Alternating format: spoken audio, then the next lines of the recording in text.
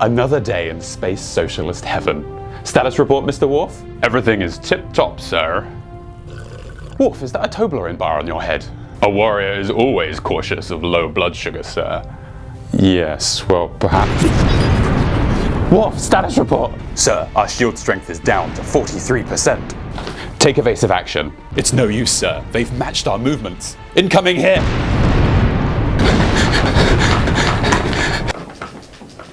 Hi there. Worf, suggestions? To avoid capture, sir, I think we should activate the self-destruct sequence. Do it.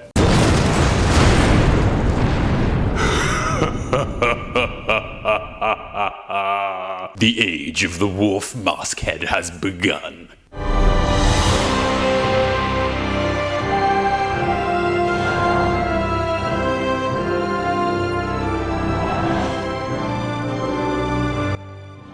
So this is why no one will talk to me about Star Trek. Ah, Star Trek. It's been around for almost 60 years and so has had dozens of separate TV shows and films made about it, with a whole load of fleshed out alien species ranging from the simple to the utterly insane. You just gotta think someone looked at this and said yes. I mean, what are these things? They've got giant ear holes but no actual sound hole. They wear eyeshadow. And oh my god, does this one have cobwebs in his ear hole? Oh no, she's touching the ears. Okay, this is really starting to get a bit weird. Oh god, what is that? The point is, Star Trek goes pretty all in with the design of its characters. And this was back when set design and prosthetics were actually real things. And as a result, the show has aged incredibly well. I demand to know why this starship has changed its course. Please. Maybe I was being too generous. So in its time, Star Trek has made some of the best TV you'll ever see. The Next Generation, or Bull Trek, was where things really took off. See, the lack of hair made us feel calm. Safe. Next came Deep Space Nine, and the ratings immediately dropped. Everyone has hair. What is this, Star Wars? It all worked out alright though. The show quickly realized what it was doing wrong and what needed to be done. Critical acclaim. Today we're going to focus on The Next Generation, which is actually the sequel to the original series that starred William Shatner. You know, the guy who did actually travel into space, which expelled as much carbon into the atmosphere as 100 long-haul flights. It's fine, you know, it's important. He met Jeff Bezos. It's fine, you know, it's fine. Are those McDonald's brand halloumi fries? Maybe life isn't so bad, you know? Maybe I should go into space. Yes. Space! Space! Oh, that was easy. The Next Generation has 173 episodes and was one of the first shows to really push the limits on difficult topics. It had episodes on climate change, sexism, sexual assault, LGBTQ+ rights, and an episode where this lady becomes a cake. Why do they do this? What? Now she's a fish lady. Why do you keep turning into things? Is it because the writers hated women? Oh, it's because the writers hated women. So when you have a show trying to push the boundaries for 173 episodes, eventually someone's gonna push in the wrong direction. And as a result, today we're gonna watch what I think is the very worst episode of The Next Generation. So let's get into it, shall we? The episode begins with us at Dr. Beverly Crusher's grandmother's funeral. Oh, what a fun way to start this sci-fi adventure. Beverly says a few words, and then the minister... Oh dear God, it's Satan! What are you doing here? It's a bit heartless to collect the soul right now, don't you think? They only just put her in the ground. It happens, you know. You turn up to a funeral and half the guest list is missing their face. Voldemort's there with some flowers, Mason Verger with a Bible, Jason Voorhees on the organ. Predator's there. The point is, you don't want to see this man at a fucking wake. Beverly then sees a handsome man walk past and the credits roll. Not a great intro. We return and we're still at the funeral. Then Beverly and Counselor Troy have a chat, and I tell you, these two together is always something else. You're unusually limber this morning. I'll say. But there's nothing rational about this. Who needs rational when your toes curl up?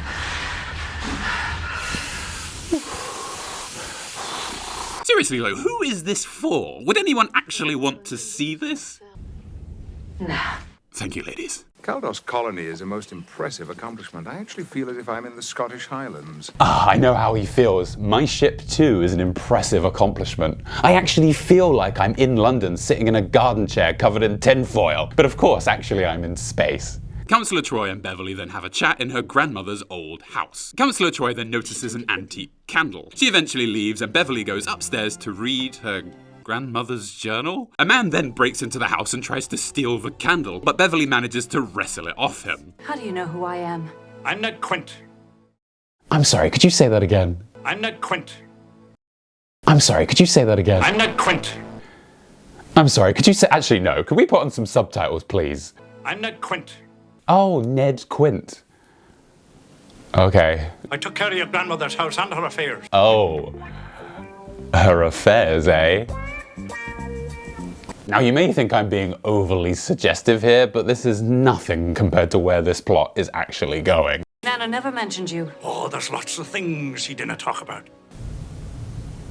Okay, Scotland, before you get mad at me, this actor isn't even Scottish. I lived in Scotland for 4 years. I know what a Scottish accent sounds like. It's him you need to sort out. Ned then warns her that the candle is cursed, but Beverly doesn't listen and kicks him out. Howard women, always the same stubborn fools. Oh my god, careful, you almost hit Beverly there. And you keep that damn candle. I'll not be responsible for what happens. Oh my god, he sounds just like Shrek. What? Why have they done this? Then just as we start to forget what fucking program we're watching, we end up back on the Enterprise. Oh, thank God. Satan is worried because his planet's artificial weather systems are acting up and causing storms. But Geordie, the ship's engineer, is on the case. I certainly hope so. There's a caber toss scheduled for tomorrow afternoon. I'd hate to see it spoiled by an unexpected downpour. You wouldn't believe. That was strange, wasn't it? That scene went on for much longer than you would have thought it would. I wonder why they did that.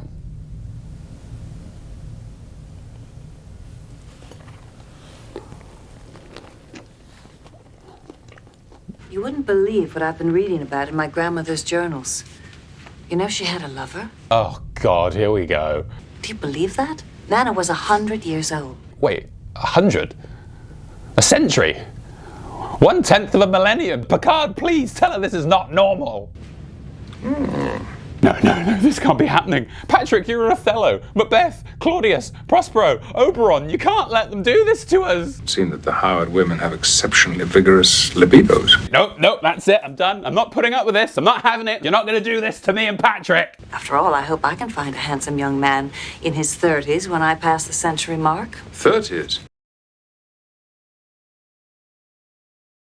30s. Her lover was in his 30s. 30s. I'm sorry, this is too much. We need to move on. I can't keep thinking of ways to react to this. Beverly then goes to bed and her candle flickers in the night while a ghostly presence touches her shoulder. She wakes up the next day claiming it was all a dream, but is rather intrigued by the whole event. The sensations were very real and extremely arousing. Arousing. Frankly, I'm envious. I did fall asleep reading a particularly erotic chapter in my grandmother's journal.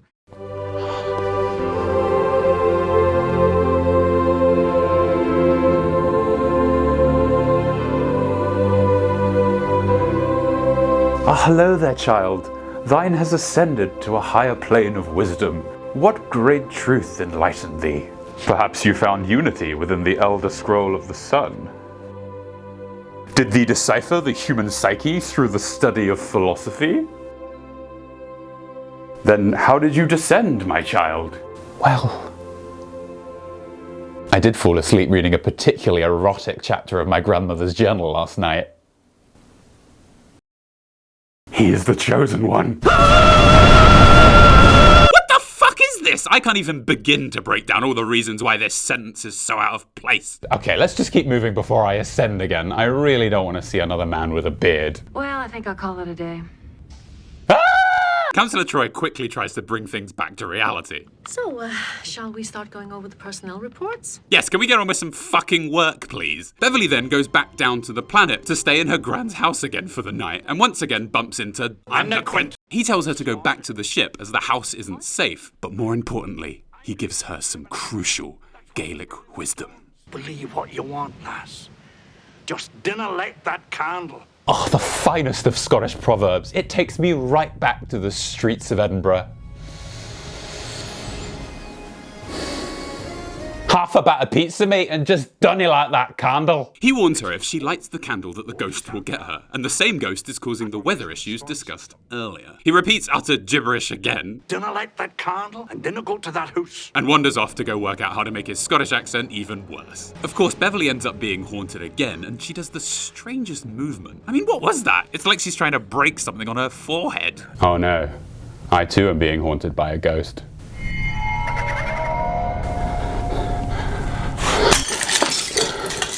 Oh my god, we're back on the Enterprise. I think things are gonna be okay. Oh no, I was wrong. Take me back to the ghost. So Beverly admits to being in love with the ghost after he spooked her the night before. I met Ronan. Your grandmother's lover? He's unlike anyone I've ever met before. Yes, Beverly, he's fucking non-corporeal. There's also another plot going on where the weather on the Enterprise is going all screwy, though this is the only scene where we actually get to see it. There appears to be a condensed suspension of water vapor. Fog. It just sort of rolled in on us, sir. Oh, did it? It just rolled in on you. Look at that face. He knows what he did. Amazingly, Jonathan Frakes here actually directed this episode, and you can tell by looking at him, he knows what a fucking train wreck he's helping to create. We cut to Data and Geordi trying to fix the problem, but they instead find a man messing around with the ship. Hey, it's Ned. How you doing, Ned? I've missed that accent. Oh, wait, somewhere to be. Sorry, don't let me hold you up. And then he gets electrocuted by the ghost. He's dead. And Scotland rejoices. Callum, he's dead. You've got your language back. What? Who's dead? Is everything all right? Yeah! Beverly then goes back to confront the ghost about what he did, but suddenly he's real and he can touch her. Oh god, no, it's Joaquin Phoenix. Run, Beverly. This guy is never good news for anybody. And so Hooken here treats Beverly like a cat. For quite a while. I'm really not sure what's happening here, but it works and she forgets all about the murder and decides to live with him. And we'll be together. Always. Well, if you say it like that, absolutely not. Beverly then experiences every single emotion known to man, and I've never seen anything quite like it. Just watch.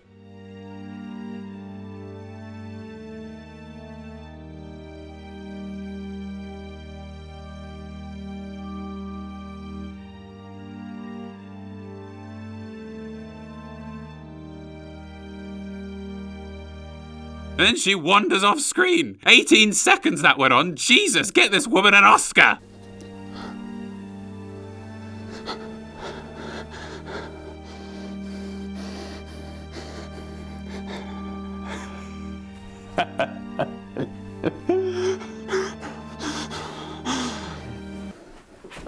Beverly then spends the next few days getting ghost vaped.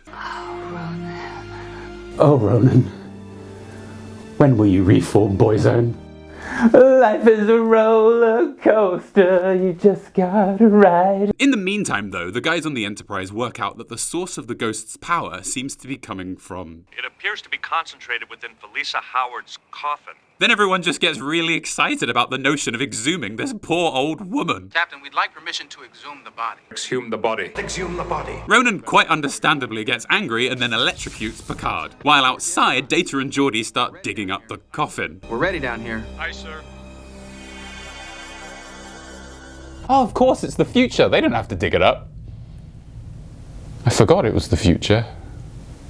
I'm sad. So they, open the grave, and Data works out that it is in fact the old lady's literal corpse that is in fact powering the ghost man. It appears to extend to the cellular level. That's impossible. Yes, Geordi, I think that is a fair assessment of this situation. So they zoom in on the body, and oh god, it's the lady from Spirited Away! The old lady then electrocutes Data and Geordi, and Beverly comes over to tell her to leave. Beverly, it's all right. Have trust in me. Well, if you say it like that, no way. You're not Nana. Nana's dead. Leave her alone! Careful there, Beverly. This ship isn't that stable. And Beverly's scream is so loud, in fact, that it kills her poor Nana for the second time. She then goes to check on her Nana, but the ghost comes back. Beverly! Ah, she can't take it, Captain! Beverly then gets fed up of the ghost and starts using what is known in Star Trek as technobabble to save the day. Anaphasic energy is extremely unstable. It needs an organic host in order to maintain molecular cohesion. Why is she behaving this way? Molecular cohesion! She then finally has enough of all this nonsense and just shoots the alien. I don't know why no one thought of doing that until now. At the end of the episode, we come back to Beverly and find that she is actually quite sad without her ghost friend. Because underneath all the murder, assault, forced resurrection, and really loud noises, he was actually quite a nice man. Whatever else he might have done, he made her very happy. And then the ship sails off into the night. Darkness. Space! Captain's log, stardate 420-BL4-ZE. It appears that I've mostly recovered from being electrocuted by that evil space ghost alien.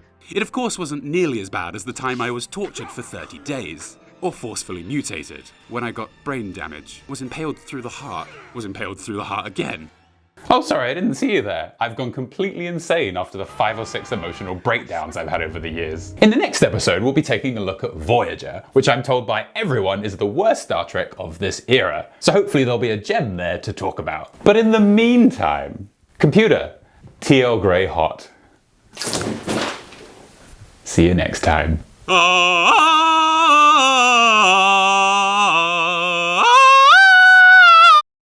Got me in the ear.